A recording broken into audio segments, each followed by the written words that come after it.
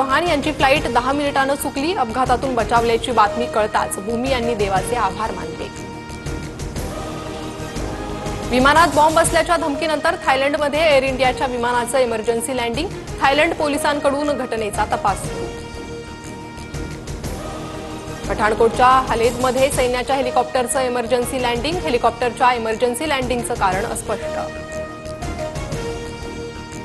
मोदींकडून दुर्घटनास्थळाची पाहणी। रुग्णालयात जाऊन मोदींकडून जखमींसह मृतांच्या नातेवाईकांचीही भेट।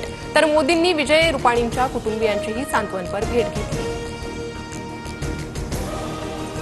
अपघात टाळता येत नाही असं अमित शहा म्हणतात। मग तुम्ही सत्तेत का आहात? विमान अपघाताची जबाबदारी कोण घेणार? संजय राऊतांचा सवाल। कॉन्फिगरेशन एररमुळे अहमदाबादमध्ये विमान अपघात झाल्याची शंका। टेक ऑफ दरम्यान विमानाच्या सेटिंग्जमध्ये त्रुटी असल्याची शक्यता।